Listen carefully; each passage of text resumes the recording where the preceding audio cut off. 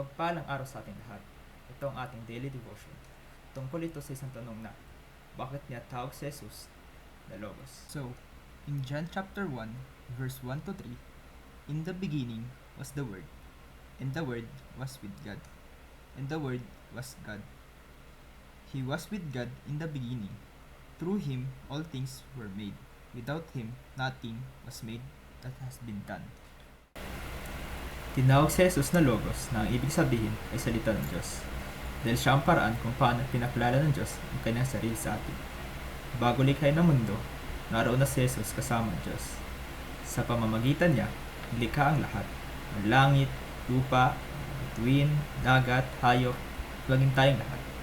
Kapag nagsalita ang Diyos at nilikha ang mundo, si Jesus ang kanyang salita na ginagamit upang likhain ang lahat ng bagay. Ngunit hindi doon nagtatapos ang papel ni Jesus. Hindi na siya nananatiling nasa langit.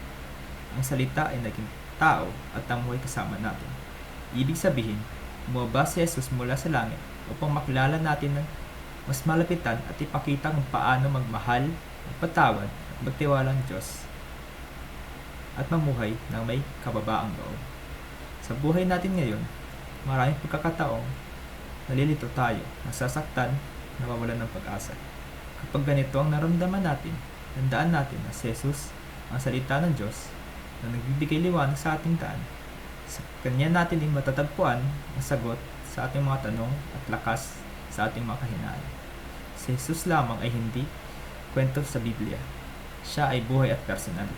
Gusto niya tayong makausap sa panalangin, gabayan sa Kanyang salita, at samahan araw-araw na buhay. Nais niya ng tunay na relasyon, hindi lang tuwing linggo, kundi sa bawat araw na ating pamumuhay. At para naman sa ating application, una, maglaan ng oras sa panalangin at Biblia. Sa panalangin ay makakausap natin si Jesus, at sa Biblia naman natin siya mas makikilala. Dito tayo kumukuha ng lakas at gabay sa araw-araw.